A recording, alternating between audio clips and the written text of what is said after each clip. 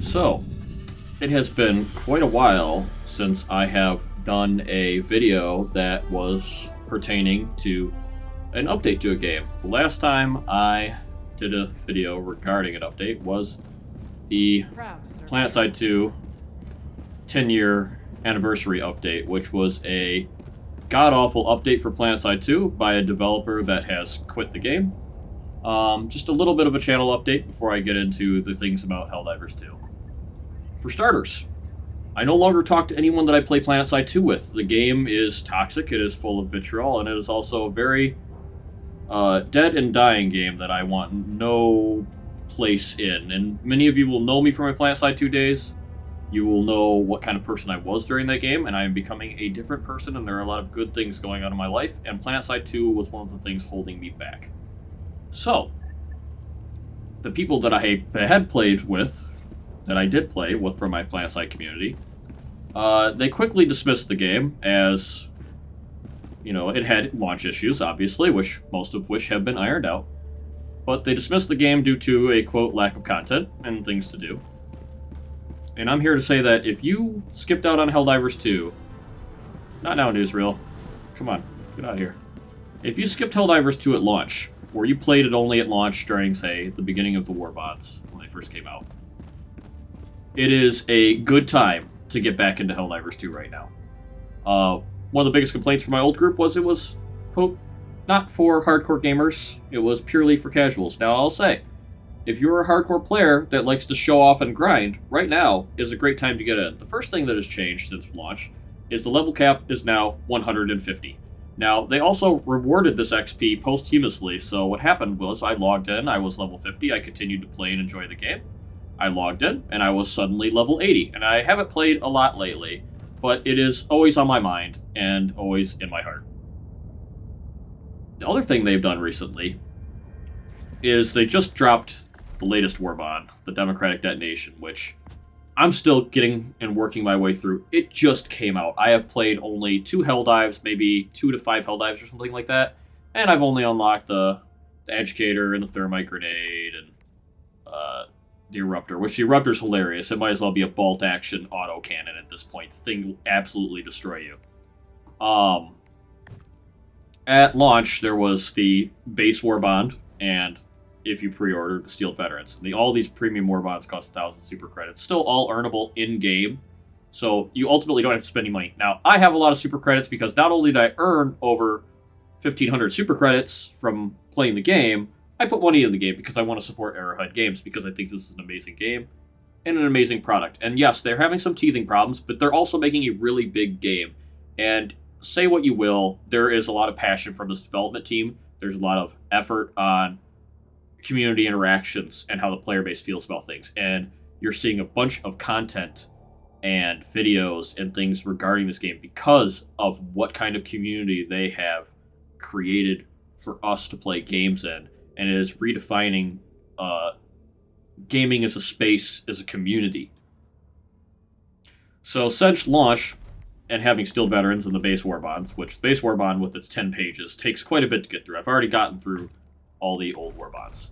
They added Cutting Edge, which I'll go through some of the things I do like about it. The Sickle being a laser assault rifle, like a charge-up assault rifle. It's pretty solid. I like that one a lot. I don't always use it. Punisher Plasma is weird, lobbing grenades of plasma balls. I could see some use in it, maybe on bug missions or missions where there's a lot of enemies clustered together, or enemies that are vulnerable to splash, but I wouldn't use it just due to the low amount of actual shots you could put out. The Arc Blitzer, I feel like, is a weapon that needs to be buffed. It's a very short-range lightning gun. Same with the Dagger Pistol. I feel like they're a little underpowered, but that's just me. Anyways, they added that and Democratic Detonation, which adds also the Exploding Crossbow, which I am yet to get the Exploding Grenade Pistol and the Crossbow, and any time spent in this game will be working towards these. The other thing they did, which I didn't know when the update first came out, is they added new ship upgrades. Now, I play a lot of Helldivers, and is everybody talking?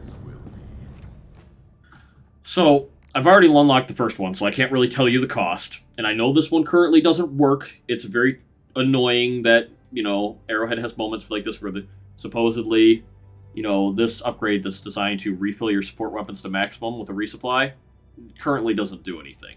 It's supposed to, and I'm sure they'll get to it shortly. It's just teething pains and little things like that that get annoying. But I really like the game, really like what they're doing. Here's the thing. These upgrades cost a lot. Looking at the Orbital Barrage spread for the 120 and 380 upgrade, this is half of the cap of requisition for this upgrade. In addition to this 150 orange samples, the cap for orange samples is only 250, so you can't just, as a veteran player, cash out and get all these upgrades. You have to go back to grinding. Especially with the rare samples, which we would jokingly say are not as rare as they say, as we were playing, you know, my original PlanetSide players. There are 6 of these upgrades, I believe. So there's 1, 2, 3, 4, 5, 6 of them. Yeah, okay.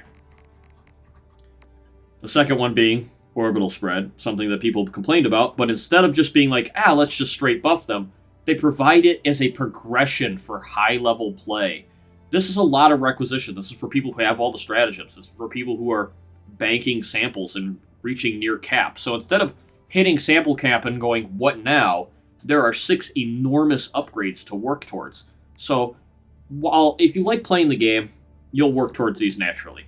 But people who like to progress, they'll now have a target goal. They'll see something they want and that they can go for, which is great because it allows players who play a lot to have a challenge to go for. And all these upgrades and things that are happening now, while they are just a drop in the bucket to a player who's already played a bunch or plays a bunch, to a brand new player who comes into Helldivers right now, there is so much stuff you can do to progress in the game. And as far as getting super credits in the game, as far as getting medals to unlock content, as far as doing missions and difficult missions to get samples, and trying to fight in missions for XP. And it has been confirmed by the developers that XP is the driving factor of the war effort. So the more XP you get on missions, the more you provide to the war effort. And that is great, because then people who do good on moderate level difficulties and do good on higher level difficulties are supporting the war effort more. I really enjoy that system. So this one is all of these Eagle airstrikes on the right here. Eagle airstrike, smoke strike, cluster bomb, and napalm. Add an additional bomb. I think this is going to be great for regular Eagle airstrike to drop more bombs, because it's already a really good stratagem. But with all the other upgrades like the cooldown, the rearm, the extra stratagem uses, now you've got extra stratagem uses and an extra bomb. So when you have all these upgrades fully decked out, it can be quite powerful for the Eagles. I really like that. Now, obviously, the 500 kilogram isn't included. I would love if the 500 kilogram dropped to 500 kilograms, but might be a little too powerful, though. Be kind of a meme, honestly. Also, the upgrades to fire damage. They've already buffed fire damage and damage over time. And there currently is a bug in the game where fire damage doesn't work properly for anyone other than the host. It is a known issue. It's listed on their Discord. But this upgrade, when the game, gets its minor iterative hotfixes, is going to be great. Because now you already have a flamethrower, which is extremely high DPS on things like chargers, to make it really, really, really effective against enemies like that, like Scout Striders and Chargers. That's awesome, because now that makes it a great choice versus bugs. But, once again, you've increased the fire damage, which means you've increased the friendly fire damage. So have fun with that. The other upgrade, I really want to get this one. I need to get more currency, mainly rare samples.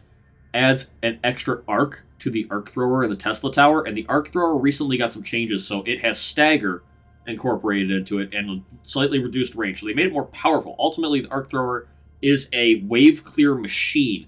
Adding an additional arc to this gun that just received stagger is going to make it insanely powerful. I'm probably going to drop my Quasar Cannon when I get this upgrade and go back to the arc thrower against bots, because that's going to be absolutely insane.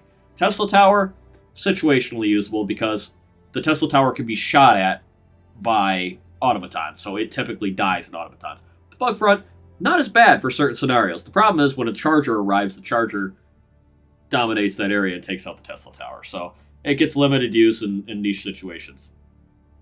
Blast absorption.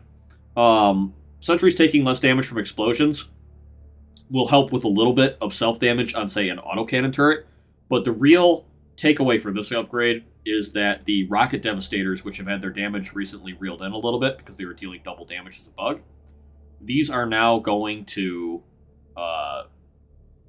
survive more from Rocket Devastators, which makes them more viable as an option against automatons. That being said, all these upgrades are great. This is what the game needs more of. More progression, more things to work towards. And while they do this, they're also doing this with adding, things like the walkers and the quasar cannon, and just adding these upgrades to the game and the stratagems for no charge. For these stratagems, no charge to work towards these upgrades. And once again, everything in game is earnable through actual gameplay. So if you haven't played Helldivers yet, if you haven't gotten into it, or you played it at launch and you had a bitter taste about some of the teething issues and the server capacity issues and the backend issues they had, now is the time to get back into Helldivers. Yes, there are still known issues. Yes, there are still occasional annoying bugs. They do need to be worked on, and I am almost certain Arrowhead is working on them. They have an enormously amazing IP. They have elevated Helldivers from something, a humble isometric shooter based on Magicka Vietnam, which was just, I feel like, an April Fool's joke of Magicka at some point, and escalated it into an entire universe and an entire IP. And it is a great game, and it is, right now, is the time to get back into this, and its ever-evolving live service story that is constantly changing. Every week, something new is going on in the Helldivers universe, and all you have to do is hop on and play it. And what's great about it is you don't need to spend any money other than the base game. Everything can be earned and played and enjoyed with friends or through matchmaking with crossplay, which I think is awesome. So this is Doom721. I am signing off. I have things to do in the real world, and I'll probably play a few matches of this before I do that. So peace out, guys.